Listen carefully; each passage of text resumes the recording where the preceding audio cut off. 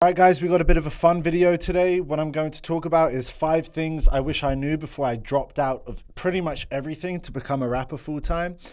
So let's just tuck into it. But first, who am I? Well, I'm Eliezer. I'm a rapper, a coach, a marketer, and an all-around great guy. I've got 225,000 monthly listeners, actually got more than that now. I've generated over 5 million streams in the past year alone, and I'm on track to generate 10 million. I've dropped over 150 songs across all different platforms. I have a bachelor's in music production and audio engineering. I started that degree after I dropped everything else. And I've also toured multiple times. I've performed in front of 1,000 people, and now I travel the world living off of my music. So the first thing that I'll address in this video is that talent matters less than being consistent. Most people think success comes from talent and luck, but in reality, it's consistency that wins every single time. So I recommend this book. It's called The War of Art. And in this book, the writer, who is a writer himself, talking about, writers, and as rappers or musicians, we're writers as well. And he said the difference between the professional and the amateur is not the amount of money that they make, and it's not how good they are at what they do. It's that the professional shows up every single day. And I found this quite powerful. And so how often do you write? How often do you record? How often are you releasing music?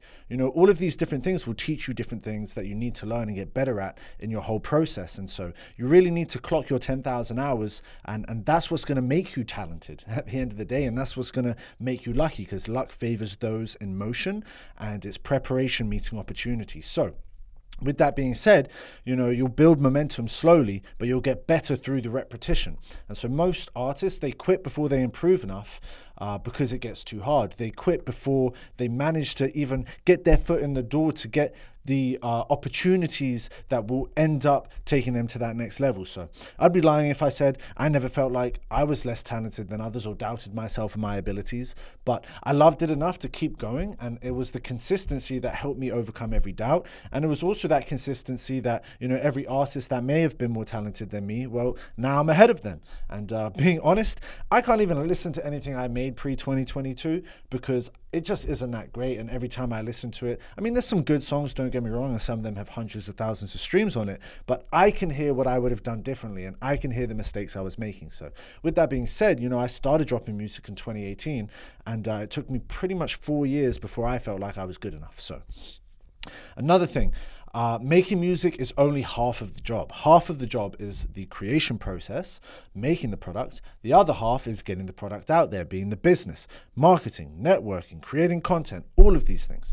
Most artists, they don't even realize that they're a business. And so if you don't like the business side of things, the best case scenario is that you end up signing a shitty deal and you get in a bad contract, because the thing is, if you don't understand the business, you're going to have to give up a bunch of equity in what you're producing to the person or entity that is going to handle the business. So as an independent artist, we have to wear many hats. It is what it is. It's just focusing on the things that move the needle and doubling down on that. So every business, they need to know how to get customers. They need to know how to deliver to those customers, and they need to know how to keep those customers coming back.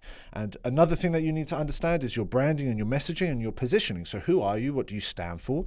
You know what I mean? And who is your ideal demographic? Music has to be the only industry where the business owners have been brainwashed into thinking they're supposed to be losing money. And also the only industry where the business owners don't even realize that they're business owners. 99% of artists, they're in the red, and it's because they don't operate like a business and they make terrible financial decisions. So when I got into the game, I thought I was becoming a rapper. I was really becoming an entrepreneur, a content creator, a marketer, all these different things, right?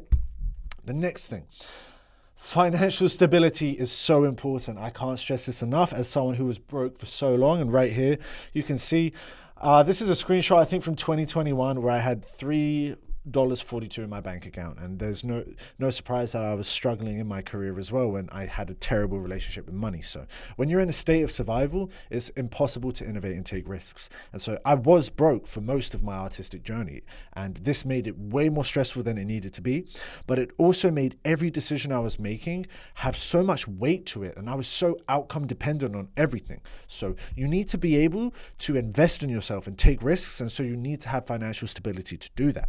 And most artists, they spend all of their money paying to produce the music and they have nothing left to market. It's the most ridiculous asset allocation I've ever seen. Like, you can't expect to actually build a successful business if all of the money is going towards creating the product and you have nothing left over to push it. So another thing, constantly comparing yourself to other people and projecting yourself in the future, this comes from a lack. It comes from a scarcity mindset. You know what I mean? You're not going to compare yourself to other people and project your success in the future if you're comfortable right now. And that's what's going to enable you to make more perceivably risky decisions, but also to not have so much dependence on needing things to work out, so you're not so desperate. It's just like with, trying to find a partner. If you're constantly like super outcome dependent on every interaction, you're going to come across needy. And it's the same with this relationship with the music.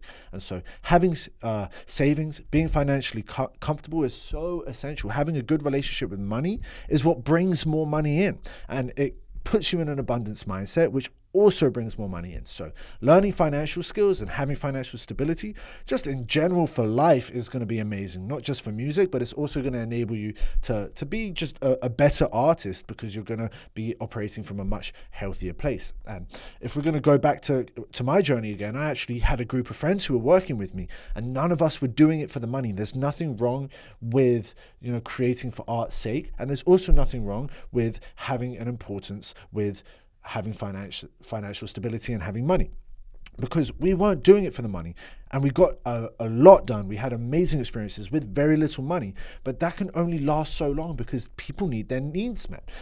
They need their needs met. You know what I mean? Like, at a certain point, our group disbanded because there was no money coming in. And it's because you can only give so much to something for so long without getting a return on investment before it just becomes a burden. So your relationship with your art, it becomes very, very different when paying rent depends on it. But when you're comfortable, then your relationship becomes very, very healthy. And so another thing that I need you guys to understand is that nobody is coming to save you. A lot of the time, I was being told by friends and family, and it's because they believed in me, but they would tell me, man, just the right person, when the right person hears it, like, everything's going to change for you. Like, you just need one moment, you just need one person, you just need to get in the right door, And in some ways that's true. Like, it can happen, but it's very, very rare where the right person just magically shows up at the right time. And so we get sold this dream, and then we're living on this dream and waiting for that person to show up. All we need is the right manager, the right label, the right cosign. But this, especially nowadays, comes after the foundation is already built. You need to build something that is worth people investing into. These people that are at a high level operating in these spaces, they're going to want to come in and do a joint venture with something already working. So you need to tap into your own power, build your kingdom day by day, keep pushing when no one's watching, and in no time you'll have a castle and everyone's going to want to join. You know what I mean? You need to create these opportunities for yourself. You need to be proactive. You need to take risks. You need to put yourself out there. Stop waiting for someone else to do the things for you. Put in that action. I've always found every time that I was putting in the action and I was doing something, and I finally got myself into the position where I didn't need the mix engineer, then everyone wanted to mix my stuff. When I got really good at marketing my music, it was finally getting out into the world, marketers came on board. That's the thing. When you get to a point of abundance and you no longer feel desperate, everyone wants to come and join the party. You know what I mean? Like, you don't want to be on the dingy wooden boat. You want to be on the yacht. So you need to build something that people want to be a part of. So stop waiting for other people to validate you. Stop waiting for other people to confirm what you're doing. Put in that action, go make it happen yourself, and that's when other people will join. And people will, don't get me wrong, people will show up and they can help you, but they'll play one role in a bigger picture that you need to be painting. You need to be steering the ship. So having the right people in your team, it can speed things up and take it further, but only if you are going first and taking consistent action. Only if you are leading the way. Only if you are steering the ship will you get the people that will join, the deckhand, whatever. I don't know, what boats need, but you get what I'm saying. There's a whole team there, but the captain needs to be proficient. The captain needs to be a good captain for people want to join. If there's a banging boat and a extremely competent captain, everyone's going to want to be a part of that journey, right? So let's move on to number 5, the last thing that is really, really important, and it's that success takes longer than you will think. The internet, it compresses timelines. People see the blow up, but they don't see the years of time, effort, and energy put behind it. And so it took 4 years for me to get my first 1 million streams, another 4 years for one song to hit 1 million, and now I get 1 million streams every month. So overnight success usually takes years of work, and then it comes very quickly. So I always tell people it took me 10 years for it to happen very quickly, you know? And the thing is, sometimes it does come quickly for some people. Very rare. I've seen it happen. But just as easy as it comes, it goes if you don't have a solid foundation. And so comparing yourself to viral artists, comparing yourself to the 18-year-old Kid Laroi that blew up, you know what I mean? Probably younger than that. It's dangerous because you actually don't know the full picture. And you don't know how long they're going to last. You know what I mean? And so slow growth is still growth. And if you improve by 1% every single day within a year, you're going to be 37.8 times better. How crazy is that? You do that for 5 years, you're going to be amazing. You do that for 10 years, man, you're going to be absolutely crushing it, no doubt. So be patient with the process, because your first songs are probably not going to be great. I know mine weren't. And that's fine. You're still learning. And understand that the journey is the dream. You know, every time I hit a new milestone, you get numb to it so quickly. And the best parts about it is just memories of me, you know, being in the trenches, struggling with my friends, my first headline show, my first Spotify editorial, my first nationwide tour, my first 1 million streams. You know what I mean?